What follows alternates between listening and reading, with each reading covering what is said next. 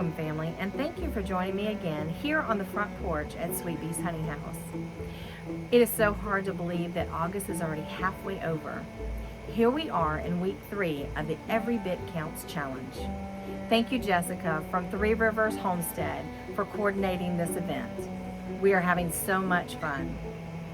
Join me this week as we take on a few more projects here at the Honey House. We're going to throw a little bit of all of it in there. Some freeze drying, some water bath canning, some fermentation, as well as some pressure canning. We're going to probably throw a few more things in there as a surprise as well. So join me this week as we preserve food each day because every little bit counts. Okay, family, this first night what we're going to do is some fermentation, and we're going to ferment some cucumbers in a couple different ways. And so the first thing I want to talk to you about is the end of the stem end versus the end of the blossom end. We cut the blossom end off. Mom always taught us that there was an enzyme in that blossom end that affected the crunchiness of your pickle. So you want to make sure that you are cutting that portion of it off. It just helps with keeping the crunch of the pickle after it's been fermented. Now you'll notice I'm cutting these up in just like a half pickle shape, but I do go back because it didn't dawn on me when I was first working them. But if you'll notice to the left of the cutting board, there's a weight. And that weight's got to fit in the top and still leave room for the lid and the airlock system that we use when we're fermenting. And so I go back through and cut another probably 1/4 of an inch or so off. And here's where I start that process now. So we'll go ahead and get that taken care of. One of the fun things I love about fermentation is you can do this a little or you can do this a lot. So when you're first starting out and you're trying to figure out which recipes you like better than others, you can do in very small batches. So you know exactly what flavors that when they're developing that you really care for, and you can actually devise your jars for that purpose. So there's very little waste. And that's what I'm doing here, is just playing around with different seasonings and things. And I will put the seasonings of the ones I used in these particular recipes just in case you want a baseline. So we're going to make some cucumber or hamburger pickles as well. And I'm just, if you'll notice, I'm cutting them down right now just basically so that will fit on my little cutter to save myself a little bit of time. This is a cutter that I purchased from Pampered Chef, and so it's really easy to cut a lot up in a very short period of time. So it works very well. Excuse me. So we're just going to season this up with different types of spices and stuff. And we're going to put some fresh dill in there. We're also going to put some garlic. If you saw me put the garlic cloves in there earlier. We're also going to use a little bit of peppercorn in there, some coriander. And as I said, we're just basically building, just basically being creative in our adventures in fermentation and preserving foods. So you'll notice me just putting the different types of herbs and things in there now. And then you notice those bay leaves, I added those. Now those, I didn't add so much for the flavor as I did for the helpfulness of helping with the crunch again, because there's tannins in those bay leaves. And if you don't have bay leaves, you can use grape leaves, and that really helps. So let's move on now to the brine. And you are going to want a 3 to 5% salt solution when you're working with fermentation of cucumbers. And you need to make sure that when the water that you're using, that it's not chlorinated. You want to make sure it's either distilled or springed. And then when you're working with the salt, you want to make sure that it's a non-iodized salt. So you want to make sure that it's either a canning salt or a mineral salt like I'm using here. Now, I mentioned a while ago about the salt solution. You're wanting a 3 to 5%, depending on how long and how short that you're going to keep the fermentation process. I was going to do a longer process, so I put a little more salt in mine. I was closer to the 5%. The baseline for about, I would say about a 3.5 to 4% is usually 2 tablespoons per quart of water. So here we are, just ladling our brine over into our jars, getting our weights put on. And those are very inexpensive. They're not, if you don't want to do it that way, there's other solutions to weighting it down, but you want those vegetables and stuff under the water line. And now we're putting a airlock system on it. I have found in the past that I really enjoy using the airlock system. It's not necessary. You can always put a lid on and burp it every day. But this, because of my lifestyle, this seems to be the best solution for us in our household.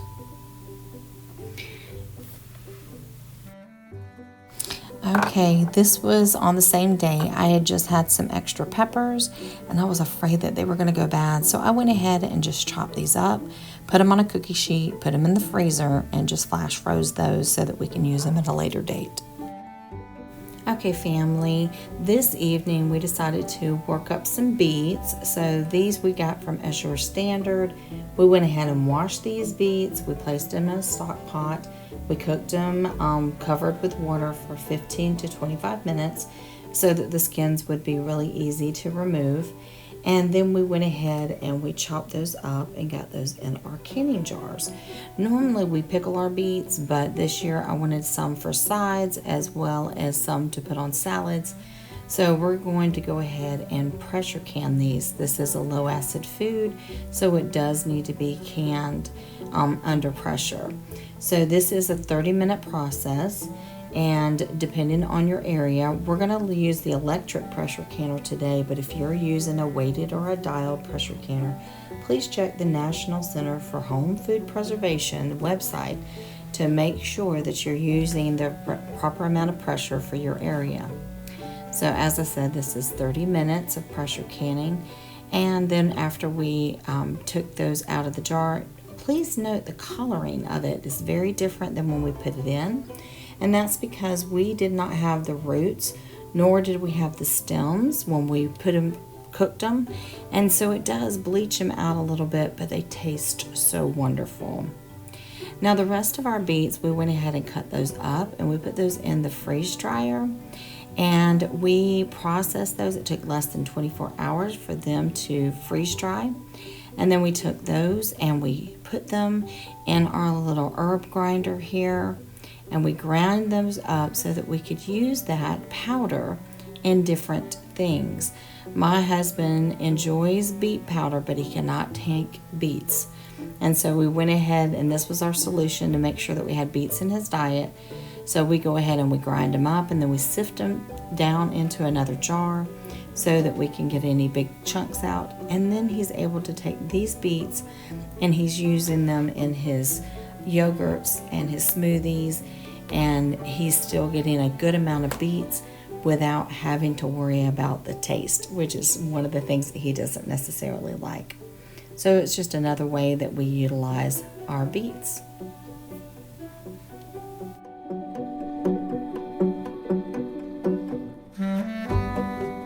Okay, family, on this day, I decided to clean out my refrigerator and my freezer. Every time that I'm working on a different project, if I am cutting up onions, I'll save those root ends and paper skins. If I'm working on something that has celery in it, the greens and things out, and the root portion of the bottom of it, I'll go ahead and save those and put those in freezer bags and put them in the freezer. That includes, you'll see, the leftover pieces of the cores from the bell peppers. Sorry, had a brain moment there. Then you just get creative and add different seasonings and things to it. Put it on, get it boiling, and then turn it down to a simmer and let it simmer for hours. And then I just let it steep, and then it's ready to start jarring up. So we go ahead and strain that out, and just look at that beautiful color. It tastes so good. As I said, you get to play with whatever flavors you want, but then you can use this. It's a vegetable stock that you can use with any other kind of dish. We wound up getting about 8 quarts total, 7 of which I put in the canner, and we did have to pressure can this, and then the other one I used for another recipe. So we're going to go ahead and get those jars cleaned up, get the rum wiped down to make sure that we don't have any residue there or any imperfections in the glass. And we're going to put our lids on and our rings, and we're going to go ahead and put those in the pressure canner. And oh my goodness, this turned out to be lovely.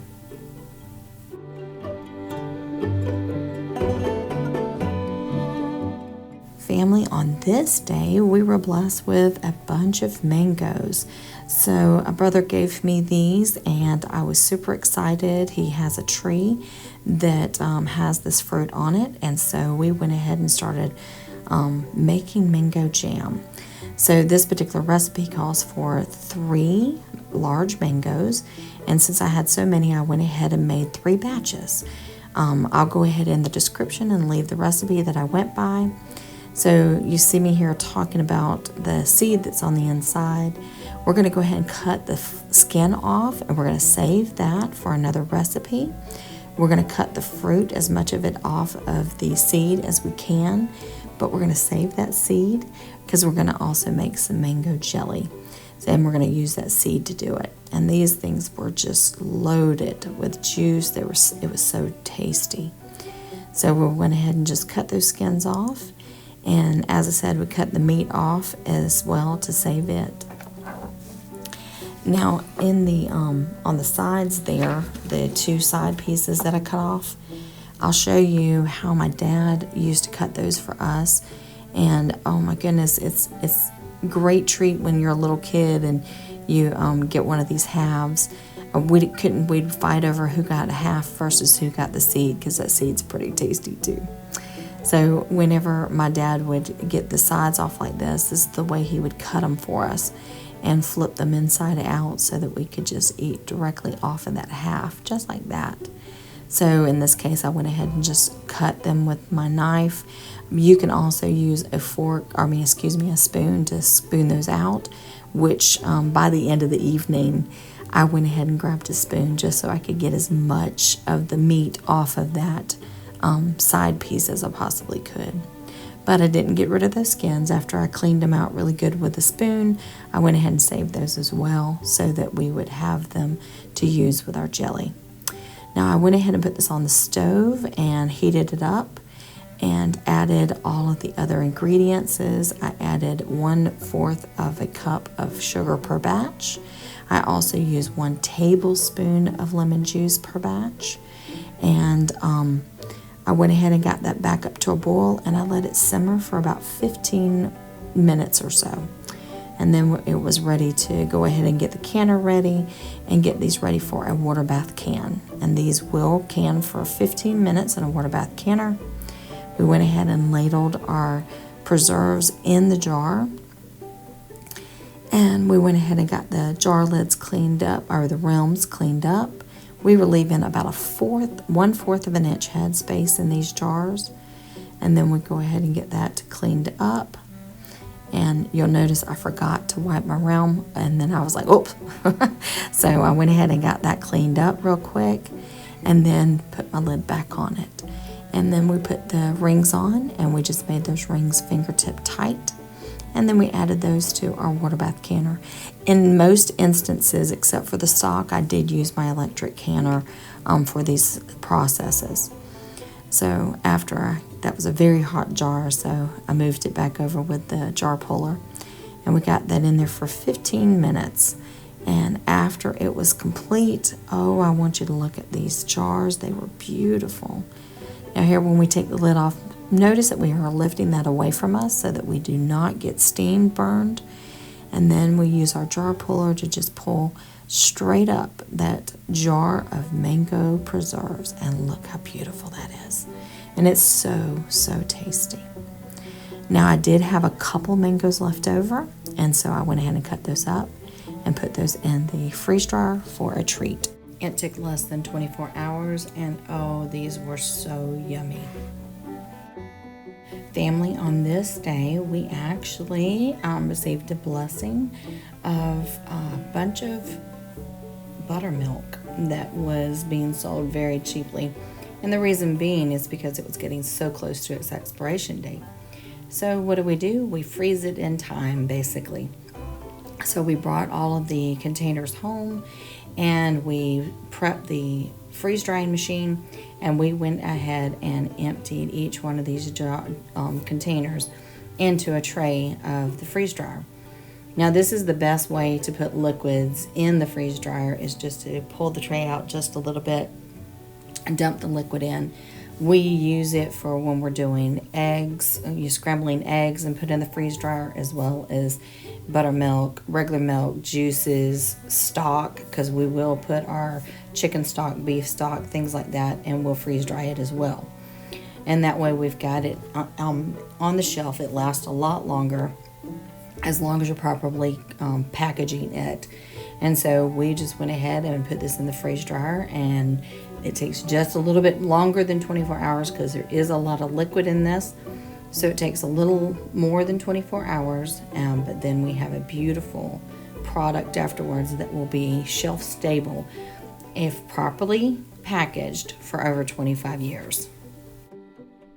Now it's been a bit over 24 hours. We're going to go ahead and get our freeze-dried trays out, and you can see how light and fluffy it is and how easy it is to come out of the pan. It doesn't stick or anything. You can see where it's drawn away from the sides. So we're just going to get a spatula and go ahead and dip this out and put it into our storage containers. Now if you properly store this can store for 20 plus years. It usually doesn't last that long in our house. We are going to actually use this to make some ranch seasoning. And so here are the ingredients that we use for our ranch seasoning. So we're going to go ahead and mix this up. We can store it in a jar, and it'll store in the jar for months. And so we're going to go ahead and get a batch of that made up, and then we're going to make some ranch dressing for the night. Ranch veggie dip for the night. And so we're just using 1/4 of a cup of the seasoning, and we're just mixing that up with some sour cream. We're going to add a little bit of milk as well, and this is a perfect way of utilizing this dip seasoning mix to use with different veggies. Now you can also use the same dressing mix or the same seasoning mix to make a salad dressing out of as well. And so we will make sure that we include that recipe as well. So just make sure that when you're making it, taste it, give it a feel and see how you like it. You might want to add a few more seasonings. You might want to take a little bit of away. So it's up to you to make those decisions.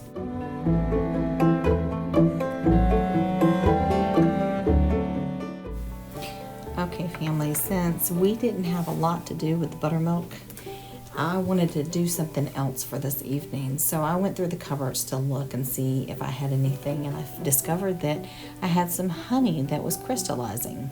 Now, crystallized honey, there's nothing wrong with it. It's the natural process that honey goes through.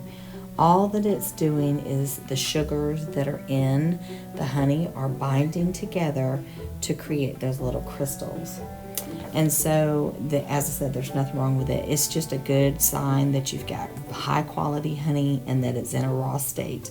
So it's really good to use in anything that you're going to sweeten it, your coffee, your tea, or any other kind of thing, if you're going to use it in a bread or what have you. Now, it's easily reversible, even in this crystallized state. All you got to do is heat it up. But we're going to take advantage of it being in this crystallized state. So what we did is we measured out the crystals, and then we also added enough fresh honey to that to match it as a 1-to-1 ratio. And then we're going to go ahead and start whipping that up. Now I whip it for about 5 to 10 minutes, and you'll notice as we're talking, it'll start changing colors to a lighter color because we're whipping that air into it. Now, what I'm going to use this honey for is I wanted it as a special treat for my husband for his coffee, because he sweetens his coffee daily with honey. So I'm going to go ahead and add a little bit of cinnamon to it. I'm also going to add a little bit of vanilla. And so I'm using about a teaspoon of each, maybe a half a teaspoon to 3/4 of a teaspoon of the cinnamon, but I'm definitely using 1 teaspoon of vanilla to add to this mixture.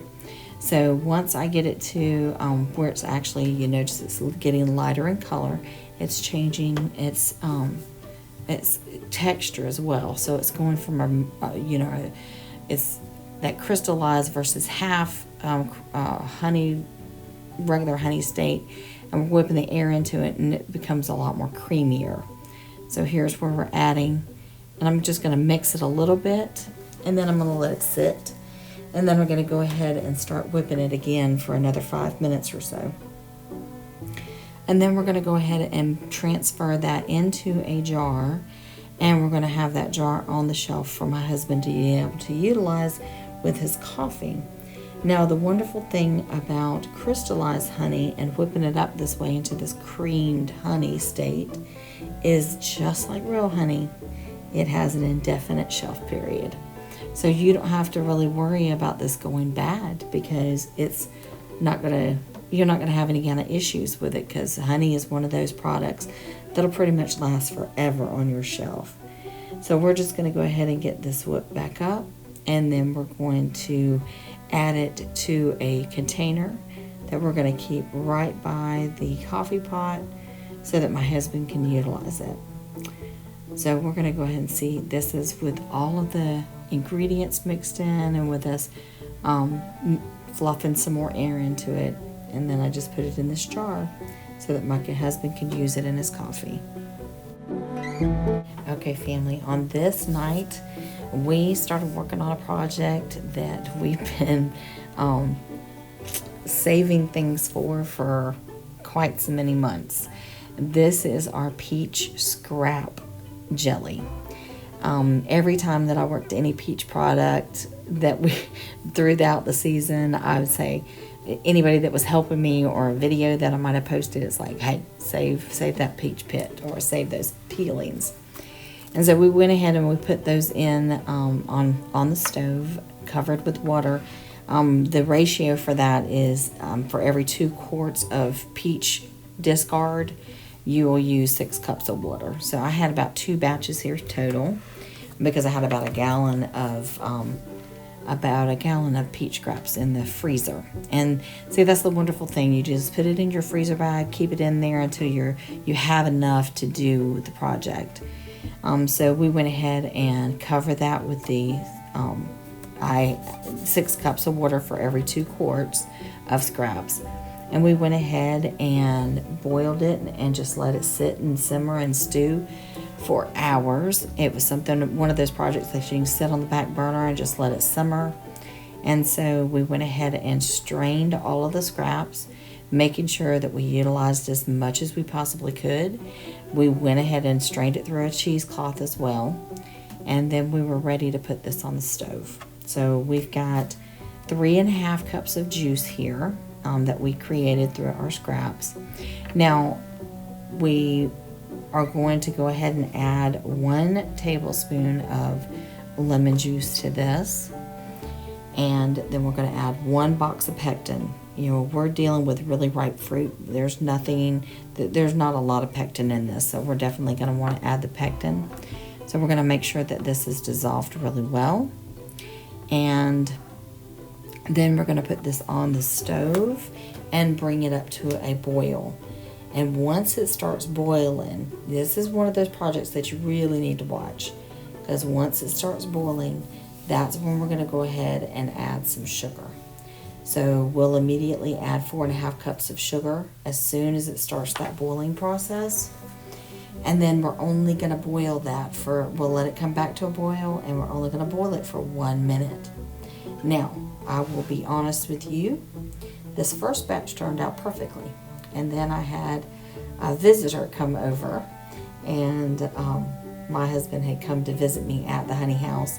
So while he was there, we were talking and carrying on and stuff, and of course, the second batch of my apple scrap jelly, it did not get as much of attention as the first one did. And because of that, I actually processed the pectin way too long. And because it was processed too long on the stove, it lost its ability to congeal like it should. So instead of having an abundance of peach scrap jelly, I only had half of what I wanted, which is about, I think it's about 3 pints that you get out of one serving or one batch. And so then I had some syrup as well. so I've got a couple of pints of syrup now, and that I'm going to be able to utilize. And we can still use it. It's not going to go bad. There's nothing really, other than me processing it way too long, I was able to take that and add it to like ice cream, and we can make drinks out of it. So, and then pour it over biscuits or whatever. So it's not going to go bad. But this batch is the real jelly batch. So right now I'm just getting the skim. I'm skimming off the foam, and you can even see how quickly it's forming on the plate. There's nothing wrong with it. What we're pulling off of it. It's just prettier if you don't have the foam on it when you're putting it in your jars. And when we were kids, Mama would always pull this off, and then we got to utilize that before anybody else got to taste the jelly. So Mama would always fix us a piece of toast or what have you, and we were able to make sure that the jelly was going to be of good quality for the rest of the family. So that's all we're doing is just removing the film or the foam that is coming. Now, other people actually will put butter in to take care of that process. I don't want the butter in there, to be honest. So that's just me and my personal preferences. So I just go ahead and skim that foam off. And now we're ready to ladle this up in our jars. And this is, since it does have such a high acid content, and we did put that little boost of lemon juice in there as well, we're going to be able to go ahead and water bath can this. And this is just going to be a 10-minute water bath process. So we're going to go ahead and get these jars ladled up. We're going to clean the rim of these jars, and then we're going to put our lids on. We're going to put our rings on, and we're going to go ahead and put this in the water bath canner and process it for 10 minutes. Now remember, when we're wiping those rims of those jars, we're checking for not only getting the residue off of the jar, but we're also checking for imperfections, because we don't want anything not to seal. So we'll want to make sure that we're just wiping it really nicely and feeling to make sure that there's no chips or anything in the ring of the jar or the rim of the jar. So we'll go ahead and get that lid and ring on, and those are very, very hard jars. So you need to be very careful and make sure that you're using your jar puller whenever you go to put it in the pot. Now, you can use a regular pot on the stove to water bath can this, or you can just make sure that you have something between the bottom of the pan and the jars. But we're going to use the electric canner in this one. And as I said, it's only a 10-minute process, so it doesn't take long at all for that to go through the whole process. And then here we're opening things up, and make sure that when you're opening a canner, I don't care if it's the pressure canner on the stove or the electric pressure canner, you always want to make sure that you are opening that away from yourself, because you don't want any of that steam to get on you, because it will cause a steam burn. So look at all that steam. So you definitely don't want to burn yourself through that process. So always make sure that you're opening it away. Then we're going to get the jar puller here, and we're going to pull those out and just look at that. Now, when you do set your jars up on the counter, do not freak out. It's going to be in a liquid form. It's got to cool back down, and of course that's when it goes through the process of it sealing. But it'll take a good 12 to 24 hours to firm up. Okay, family. on this night, we are going to be working up the rest of our tomatoes. This is the last of it. We went ahead and baked these in the oven, and after they started popping, which was about 20 minutes or so, we went ahead and took them out, and we put our gloves on and pulled those skins off. We did let it cool down a little bit, so they wouldn't be so terribly hot. And if you notice on the screen, I am squeezing that tomato over there, trying to get as many of the juices out as possible. And then I bring it back over and start removing the core. And of course, I've taken the skins and I put them aside. I put those in a container in the freezer so that we can utilize those in future recipes, because we're going to use those and freeze dry them and make tomato paste out of those. And we'll show you that process too. So we're going to go ahead and remove the core, and we're going to put all of these in this pot, and we're going to put it on the stove, bring it up to boil, and allow it to simmer. And we're going to continue to simmer it until we see the consistency that we're looking for. We want to make sure that we get as much of those juices gone as possible. And baking them like this and squeezing the juice out, it does reduce the time considerably. So we started doing it this way, and we do love the taste of it. So after we put it on the stove and cook it for a few hours, then we pull it out, and we use this cone-shaped canning sieve.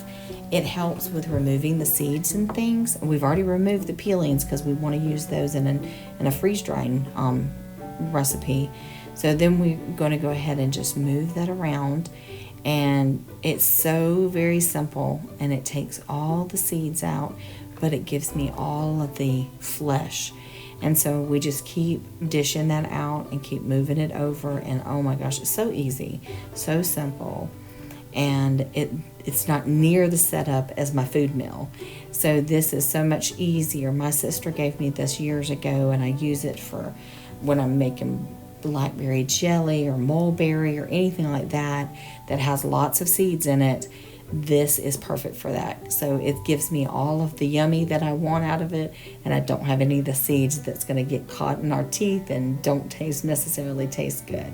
So we continue to use this canning sieve for our tomatoes, and you can use those seeds in any way that you want. This is one thing that I don't use. This goes back to my chickens. So I'll go ahead and either compost it or give it to my chickens after we're done.